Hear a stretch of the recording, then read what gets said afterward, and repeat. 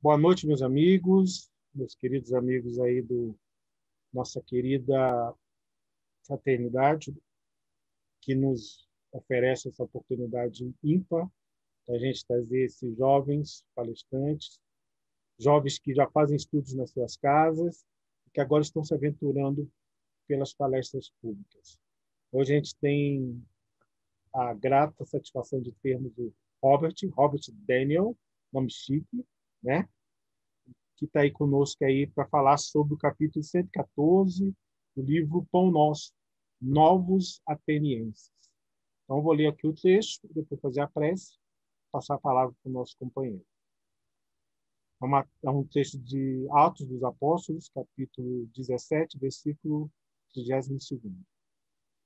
Mas, quando ouviram falar da ressurreição dos mortos, uns escarneciam e outros diziam: acerca disso, te ouviremos outra vez.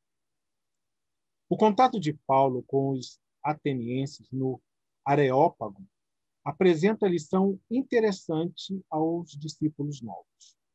Enquanto o apóstolo comentava as suas impressões da cidade célebre, aguçando talvez a vaidade dos circunstantes, pelas referências aos santuários e pelo jogo sutil dos raciocínios, foi atentamente ouvido. É possível que a Assembleia o aclamasse com fervor, se sua palavra se detivesse no quadro filosófico das primeiras exposições.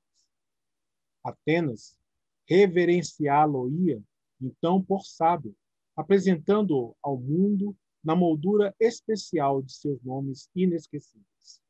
Paulo, todavia, refere-se à ressurreição dos mortos, deixando entrever a gloriosa continuação da vida, além das ninharias terrestres. Desde esse instante, os ouvintes sentiram-se menos bem e chegaram a escarnecer-lhe a palavra amorosa e sincera, deixando-o quase só. O ensinamento enquadra-se perfeitamente nos dias que correm. Numerosos trabalhadores do Cristo, nos diversos setores da cultura moderna, são atenciosamente ouvidos e respeitados por autoridades nos assuntos em que se especializaram.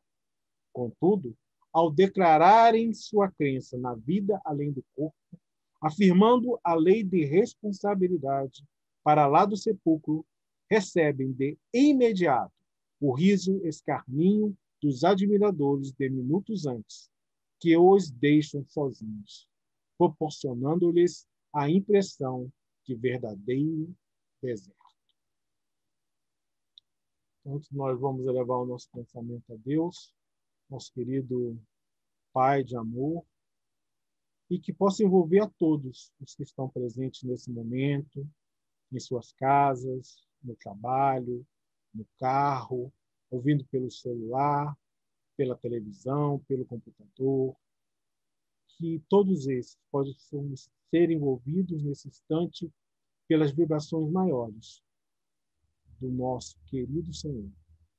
Que essa paz reinante que envolve o mundo, que muitas vezes não sentimos por causa da nossa inferioridade, possa ser rompida pela nossa querida vontade.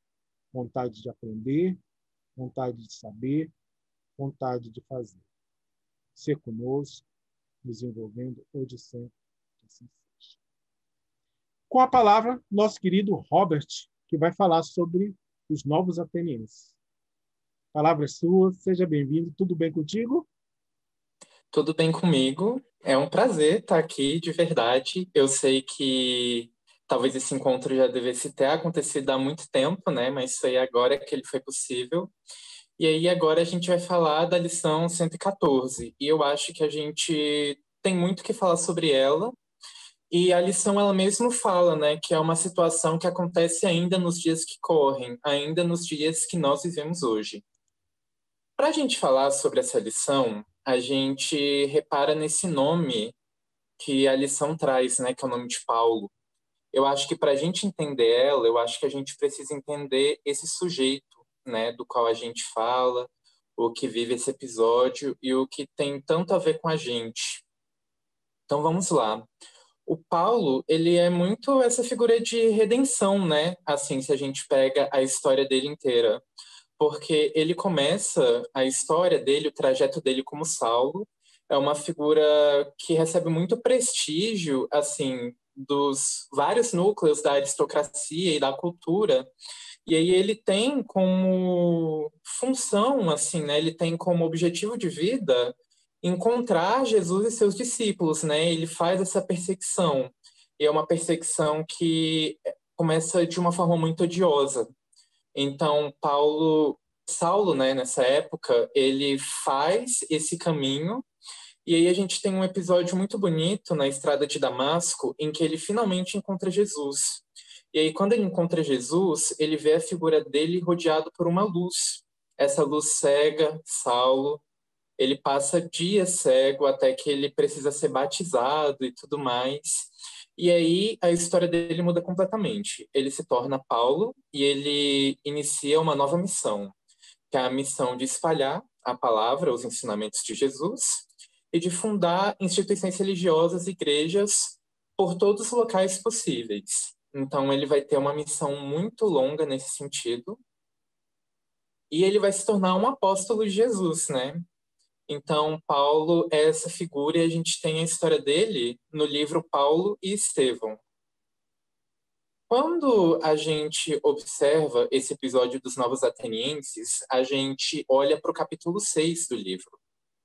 E aí, esse é um capítulo que não acontece apenas em Atenas, né, com os atenienses, como diz a lição, mas eu sinto que acontece até mesmo antes. A gente precisa ver o que aconteceu antes para poder entender qual é o raciocínio e qual é o ensinamento que o Paulo tira de tudo isso, né?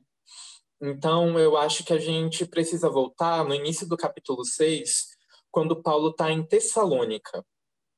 Quando ele está em Tessalônica, né, e ele vai encontrando novas pessoas, ele está lá com Silas, ele está fazendo um trabalho para poder fundar, né, uma nova igreja e tudo mais. Ele conhece essa mulher chamada Lídia, e aí um dia, pregando, né, em praça pública, ele é surpreendido por um grupo muito fervoroso que já tinha se encontrado com ele antes. Ele e Silas são pegos, são amarrados em troncos, eles são muito machucados, eles são chicoteados incessantemente, até que no fim do dia eles são presos. Dentro da prisão, ocorre um outro episódio, que é um episódio de pregação, em que Paulo, com muito custo, né, com muita dor, ele começa a falar sobre os ensinamentos de Jesus, e ele começa a emocionar as pessoas mais diversas que estavam dentro daquele cárcere junto com eles. E aí, nesse episódio, acaba que ele adquire a liberdade, né? E é todo um processo, porque as pessoas, né, responsáveis pelo cárcere começam a libertar Paulo, e aí ele precisa impedir o dono daquele lugar de cometer um ato horrível, e ele vai alcançando os juízes, né, para poder conversar e tudo mais. E aí ele consegue a liberdade, né? E ele consegue conquistar, né, as pessoas naquele momento com as palavras dele. E ainda, né, com os machucados e ainda seguindo com a missão, ele diz que eles precisam visitar Atenas, né? Atenas é essa polis, é essa cidade-estado que é muito célebre. É esse lugar assim magnífico, muito bonito e tudo mais, com uma arquitetura maravilhosa. E aí ele está muito entusiasmado, né, para poder ir para lá. Então ele vai indo. A gente sabe que as viagens longas naquela época não eram fáceis, muito longe disso. Então ele vai fazendo essa viagem e ele chega lá em Atenas ao mesmo tempo maravilhado, né, mas muito cansado, até muito moribundo, né? É uma impressão assim que ele causa logo de início, mas ele está muito maravilhado. E no livro, né, começa a ser descrita como é a paisagem, né? E a gente tem Atenas, que é essa cidade toda organizada, e aí tem essa montanha assim muito alta, né, que é chamada de Acrópole. E lá na Acrópole tem vários templos, né, que são dedicados a vários cultos e existem reuniões. Então, tipo, é um lugar muito notório. E aí ele chega, né? Ele com aquela determinação renovada, porque ele quer falar com as pessoas de Atenas, que são as pessoas conhecidas por um trabalho intelectual e tudo mais. Ele vai lá e já chega super animado, ele vai pregar em praça pública, e é uma coisa assim que ele chama atenção, mas ele não tem sucesso, né, no início. Ele não tem sucesso durante um longo tempo, na verdade, porque a figura dele, por estar tão descuidada, né, ou por estar tão, enfim, tão... Perdi a palavra. A figura dele, por estar tão cansada, né, fisicamente, é uma coisa que chama atenção, né? E quando ele vai falar sobre os ensinamentos de Jesus, e finalmente chega no momento em que ele fala sobre a vida eterna, sobre o retorno do Espírito e tudo mais, ele é totalmente zombado. Ele é totalmente zombado, e aí que tá o insucesso dele, né? Porque as pessoas falam, tipo, esse filósofo é um novo Deus? Não, não pode ser um novo Deus, né? Porque ele está muito desajeitado para isso. Onde já se viu uma pessoa desse jeito, né? Querer falar sobre essas coisas. E falando que ele era uma pessoa louca e tudo mais. Então, tipo, os esforços de Paulo, eles foram rebatidos de uma forma muito cruel, né? Com total piada, com escárnio, com zombaria mesmo. E aí foi com muita insistência que Paulo ele conseguiu chegar até a Acrópole, que é essa região de prestígio, né? Ele chega até a Acrópole por causa de um jovem chamado Dionísio, que por muita insistência do Paulo até leva ele até essa área chamada Areópago. Areópago é onde tem grandes debates, né, onde o pessoal vai legislar mesmo, vai falar sobre tudo que interessa a cidade. E aí Paulo, ele começa a falar, né, e ele vem com um novo discurso falando sobre um Deus desconhecido. E aí as pessoas do auditório começam a ficar super maravilhadas, né, porque ele tem. Primeiro que ele fala um grego perfeito, né? Ele é uma pessoa que, como eu disse, é muito culta. E segundo, porque ele tem uma linguagem filosófica, ele tem uma capacidade de argumentar, ele tem uma capacidade de expor, né, o que ele está falando. Então, né, ele cria imagens maravilhosas, ele começa a discorrer sobre vários assuntos, e o pessoal começou a vibrar com isso, até que ele chegou justamente no tópico da ressurreição, né? Ele começou a falar justamente sobre essa coisa da imortalidade da alma, e sobre como a existência, né, ela não é única, ela não é apenas a vivência na materialidade, e aí os murmúrios começaram novamente. E mais uma vez aquelas piadas, e mais uma vez aquele tipo de tratamento. Né? Isso é uma coisa que abate muito Paulo, né? Porque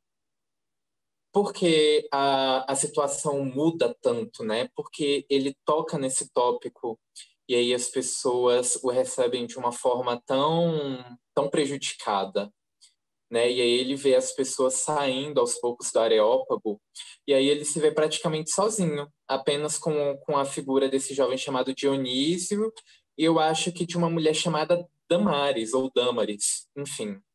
E, e ainda são figuras que não estão totalmente crentes, assim, do que ele diz, no sentido de dispostas a criar, né, essa igreja que ele tanto queria, a espalhar os ensinamentos, né, mas que estão, pelo menos, dispostas a ouvir e que não zombaram e que ainda mantém, né, uma certa admiração por ele.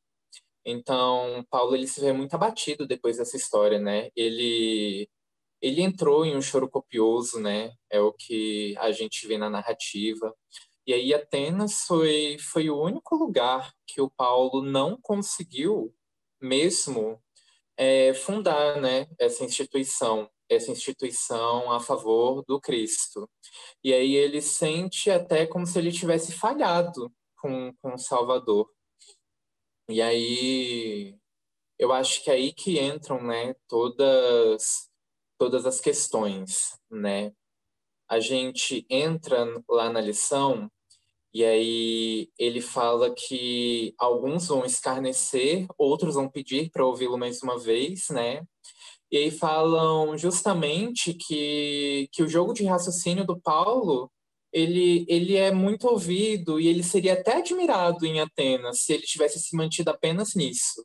Mas o tópico da ressurreição é um tópico muito sensível, e é um tópico muito sensível porque ele não fala só de materialidade, né? Mas ele fala de uma vida que vai além.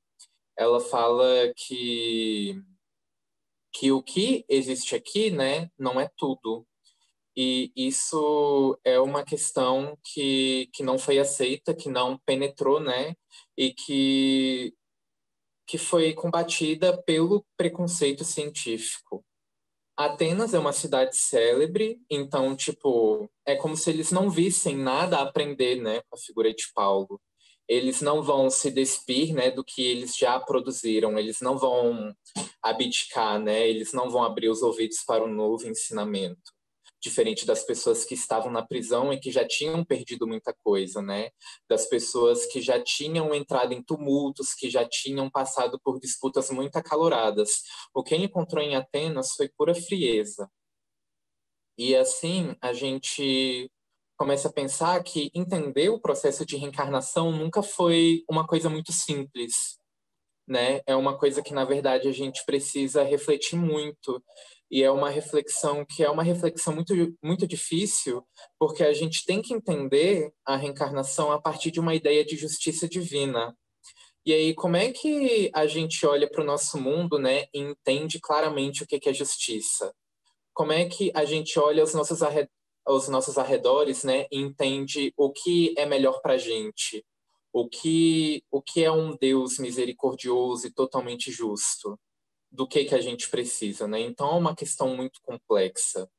E aí você falar sobre isso ainda nos dias de hoje é uma coisa que causa muita controvérsia, porque muitas pessoas entendem que a existência ou ela está resumida ao que a gente adquire aqui, ao que a gente conquista, ao que a gente possui, ou as pessoas entendem também que a gente vai viver essa vida, a gente tem que viver da melhor forma possível, e a partir dessa única vida que a gente tem, a gente recebe um destino definitivo. E aí, se confrontar com essa questão, na verdade, é se confrontar com a ideia de que, na verdade, o que a gente tem aqui na Terra não nos dá a capacidade inteira para poder entender tudo que a gente precisa. O que a gente vê nas ruas, o que a gente vê ao nosso redor, não serve de total esclarecimento. A gente precisa refletir com base no que Jesus nos ensinou e a gente precisa refletir com base nas inúmeras existências que a gente vai ter, né? E Paulo ele mostra como a tarefa do espírita, da tarefa da pessoa que está próxima à doutrina, é uma tarefa difícil. Porque se a gente quer falar da doutrina, se a gente quer falar do espiritismo, primeiro que a gente tem que ouvir, a gente tem que aceitar uma verdade que ainda é muito difícil, e segundo que a gente tem que transmitir essa verdade. A gente não vai sair de casa e vai deixar a doutrina espírita dentro de casa, né? Ah, eu vou lá na lanchonete com os meus amigos, vou conversar, e aí o espiritismo fica aqui, eu não vou falar nada sobre isso. Vou me deparar com uma situação de injustiça e não vou falar nada. Não, não é assim que acontece, né? A gente precisa falar, a gente precisa se expor, a gente precisa fazer ouvir a voz do bem. E aí a gente vai ser confrontado várias vezes, né? A gente vai ser constantemente ridicularizado, até dependendo do ambiente que a gente for falar sobre isso. E aí é uma tarefa que talvez pareça infrutífera, mas ela não é infrutífera. E é uma tarefa que ela precisa ser calcada enquanto os dias correm, durante as inúmeras existências, durante os diversos momentos do nosso dia, porque o que não vai faltar para a gente é oportunidade, certo? E aí a gente entende muito bem nessa lição 114 que a fé ela não é apenas um aprendizado, ela não é uma coisa que a gente simplesmente ouve e a gente fala isso, né? a fé ela também é uma conquista. E aí a gente precisa entender que a gente precisa da espiritualidade e a gente precisa entender o além, né? A gente precisa entender com padrões mais elevados de vibração, a gente precisa entender com sociedades mais evoluídas o que a gente precisa fazer daqui para frente. É importante ter uma fé raciocinada, é lógico. É uma das bases do espiritismo. Mas é também importante a gente não deixar esse raciocínio cobrir a voz da verdade e do Consolador e dos ensinamentos que estão sendo colocados à nossa frente. A gente precisa, talvez, ser o novo ateniense, no sentido da gente ouvir mais uma vez, né? Acerca do que você tem a dizer, te ouviremos uma vez mais. E, e a gente acha importante, né, a gente voltar aqui em alguns pontos da lição que ele fala justamente que falar sobre a crença na vida além do corpo, a crença na vida além do corpo, ela não é só falar sobre uma outra vida, né? Mas é falar sobre um ciclo de responsabilidade, uma responsabilidade contínua. Então, o que você faz não é deixado para trás, né? Então, pensa, né, que era muito difícil para uma pessoa daquela época entender isso, né? Assim como ainda é difícil entender agora. Não só entender, né, mas também de aceitar. O trabalho aqui do Paulo é de constante perseguição da verdade. E aí, essa verdade, a gente sabe que ela não é sempre uma verdade amistosa, e ela é uma verdade, às vezes, que promete balançar tudo que a gente conhece. Então, para um pensamento situado na Grécia Antiga, né? Na Grécia pós-helenística, né? Se a gente quiser usar um termo muito rebuscado, a gente vai perceber que, na verdade, eram pessoas que buscavam usufruir muito da vida que tinham e que buscavam entender, tipo, o que elas poderiam constatar, né, visualmente, que era visível e apreensível aos sentidos. E até hoje a gente é assim, né? A gente procura se carregar de diversas sensações, a gente procura ter muita concretude naquilo que a gente vê, naquilo que a gente ouve. A gente, sabe, tá sempre dentro de uma série de estímulos, e aí às vezes a gente esquece de acalmar isso tudo e de olhar para uma coisa que já foi dita para a gente há muito tempo atrás. Se a gente parar para pensar na época em que a Bíblia ela foi feita e a gente ainda tem o Antigo Testamento e a gente tem o terceiro Consolador, que é a própria doutrina espírita, a gente percebe que isso tem sido falado para a gente há muito tempo. E e a gente esteve em uma posição de mais aceitação ou de menos aceitação, dependendo do momento. E tem vezes que a gente desiste, né, desse tipo de compreensão, e tem vezes que a gente não encontra forças, né, para poder segurar essa ideia, né? Como é que a gente consegue, às vezes, olhar com tranquilidade tudo que a gente fez e pensar que a gente vai ter responsabilidade sobre isso? E pensar que ainda tem um processo longo a ser feito, que isso aqui não é o fim, que existe muito mais a ser descoberto do que toda a grandiosidade que já existe ao nosso redor. É uma posição que é muito complicada, mas que precisa ser reforçada todos os dias. E, e a gente observa assim que Atenas era uma cidade assim muito engrandecida assim com muito prestígio, tinha muitos pensadores, tinha muitos filósofos, só que ainda assim não conseguiu abrir a mente e o coração para o que Paulo dizia, né? Apesar de identificar, né, uma certa desenvoltura, de falar, nossa, esse homem é muito sábio, ele está trazendo imagens que são até mais nítidas do que os nossos palestrantes daqui de dentro. Ainda assim, não foram capazes, né? E então a gente sempre a gente sempre está nesse tipo de posição, né? Da pessoa que às vezes se sente muito poderosa no que conhece e que não abre o coração e que recebe todo tipo de nova informação com muita frieza. Paulo fala durante o livro do Paulo Estevão que, diferentemente dos atenienses, os judeus, aqueles que passaram por muitas coisas, aqueles que machucaram e prenderam, né, tanto Paulo quanto Silas, eram muito difíceis, podiam ser muito violentos, só que era muito mais fácil fazer semear, né, as sementes do Cristo, porque eles não recebiam com tanta dureza, né? Eram pessoas que talvez estavam dispostas a perder, eram pessoas que não tinham outra escolha a não ser mudar. E aí a gente percebe, né, a diferença entre uma cidade próspera, uma cidade que acha que já tem tudo, e um povo que já se encontrou numa situação limite, que precisa de outra coisa, que precisa de uma nova verdade, que aquilo ali que eles conhecem não tem levado eles para muito longe. Então, eu acho que o que fica na lição 114 dos Novos Atenienses é que o dever do espírita é um dever muito complicado e é um dever assim que precisa ser constantemente reforçado.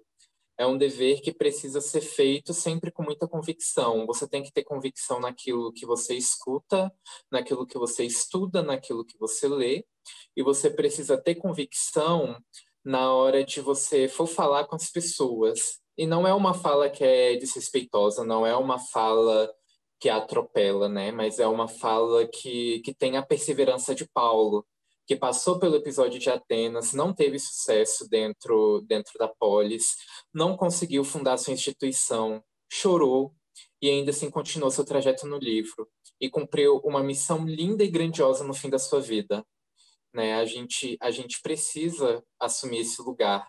E quando a gente não tiver nessa posição de dizer, né, mesmo sendo espírita, mas na posição de escutar, é importante que a gente tenha ferramentas, tanto para poder questionar, né, isso é importante, mas também para poder não necessariamente aceitar, né, mas para poder ouvir com muito carinho, com muito afeto e para poder eleger a pessoa com que você conversa a um lugar de sabedoria, né?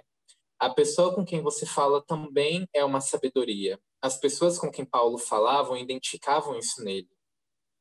E então é isso. Essa é a lição dos novos atenienses. O Robert, fantástico, assim, muita coisa você falou aqui, eu estou refletindo, pensei em um monte de historinha passou na minha cabeça. Mas eu tenho uma pergunta para ti. Na sua vida, você já teve atenienses, pessoas que se afastaram de você quando você começou a falar sobre coisas do espírito, sobre espiritualidade? Aconteceu isso contigo? Sim, né? E eu acho que talvez eu preciso me valer mais do episódio, né? O Paulo, ele fala que apesar de haver uma reação generalizada de não aceitação, né? Isso acontecia de formas diversas, né? Tinham pessoas que mascaravam isso e tinham pessoas que faziam isso de uma forma muito mais sem pudor mesmo e sem respeito. Eu acho que quando eu enfrentei esses atenienses na minha vida, eu acho que eu enfrentei eles de uma forma até muito mascarada, né? Eu acho que eu pude ser ouvido, só que as coisas que eu falei não realmente entraram, né? Assim, no que essas pessoas acreditavam. A ideia não era realmente mudar a ideia das pessoas, né? Mas trazer uma perspectiva que trazia um debate profundo, né? E eu acho que eu não consegui provocar isso muitas vezes. E aí veio uma situação, assim, mesmo de desconforto, né? Porque eram pessoas que ainda são muito minhas amigas, né? Só que às vezes eu me sinto na necessidade de falar sobre espiritismo, e aí às vezes eu preciso encontrar muita coragem para poder fazer isso, né? Tem pessoas, inclusive, dentro da minha família, né? Porque nem toda a minha família é espírita. E aí, às vezes, eu quero falar sobre isso, e aí é uma outra reação muito parecida. Então, eu acho que a gente, no geral, né, a gente dentro do movimento, e a gente que quer fazer parte do movimento, né, não está só no núcleo de estudo, eu acho que a gente se deparou pelo menos com uma ou duas situações como essa, repetidamente. Você já passou também, não passou, Cassius? Já passei. Acho que a gente passa sempre que a gente está trabalhando com Cristo e a gente quer falar sobre coisas, mais do que falar, né? Quando a gente quer tentar exemplificar, porque o cristão verdadeiro é mais exemplifica do que fala. A gente consegue. E a gente sofre com isso. E tem um trechinho que eu queria saber da sua impressão. Tem um momento que ele fala no final, Emmanuel coloca o verdadeiro deserto. Você já passou por isso, por esse momento de solidão, deserto, de sentir só? Eu acho que eu não posso dizer que eu passei, porque, assim, hoje o movimento espírita ele é muito mais numeroso, né? Eu tenho muitos amigos nesse sentido, e eu sempre tenho pessoas para poder conversar sobre. Então, assim, o meu centro já, né, e as pessoas que eu conheci aqui em Brasília já se parecem muito com uma família. Então, acho que eu não posso dizer que eu vivi realmente um verdadeiro deserto. Eu acho que essa situação de verdadeiro deserto, ela é muito própria do que o Paulo passou, que é um homem que ele estava tentando trazer uma coisa muito nova, né? Uma coisa que estava talvez muito além do tempo dele, mas que na verdade vinha no tempo certo. Então, eu acho que essa é a situação própria dele, que tinha os apóstolos do lado, mas aí o mestre dele, né, Jesus, já não estava mais entre eles, e ele precisava sempre se apoiar na fé dele para poder levar esse trabalho para frente. E assim, eu acho que esse episódio de Atenas, né? Acho que Atenas foi a única cidade que ele não conseguiu cumprir o objetivo dele. Eu acho que isso configura totalmente, né, o sentimento de verdadeiro deserto. É de além de você se sentir sozinho, é você sentir que você não cumpriu o seu objetivo. Eu, felizmente, eu acho que o meu objetivo ainda não acabou aqui, né? E eu tenho muita gente para poder me ajudar. Então, verdadeiro deserto, não. É engraçado você falando aí, já teve momentos na minha vida que, como eu trabalho, você sabe, eu trabalho com jovens, quando a gente não consegue tocar no jovem, eu passo por esse deserto, sabe? De sentir que, pô, não semeei, entendeu? Acontece. Né? Eu acho que essa situação com o jovem ela é ainda mais sensível, porque a gente sempre fala dentro do movimento, né, que os jovens, né, são o futuro. E aí você pensar que você não conseguiu semear essa semente, às vezes é um desamparo, assim, que você pensa como vai ser daqui para frente, né? Então, eu acho que é uma situação muito cabível mesmo. Mas, como a gente vê muitas pessoas, inclusive, que se dedicaram a estudar essa lição, a gente não pode ver esse exercício como infrutífero, né? Porque esse quadro é um quadro muito pequeno em relação a tudo que a gente já pode ter feito, né? Em prol dessa causa, em prol de todos esses ensinamentos e dessa doutrina que é por amor, né? Então, assim, a passagem por Atenas é um momento muito pequeno nas nossas vidas, né? Se a gente está em um trabalho constante. Então, a gente pode ter auxílio nesse sentido. Robert, muito bom, cara, muito bom, muito bom. Cara, quem puder ler, leia. É um capítulo, como a gente está vendo aí, tem muito mais coisa por trás. Queria agradecer sua presença, seu tempo, né? Disponibilizar o seu tempo para a gente. Se tiver alguma coisa a falar antes da nossa prece.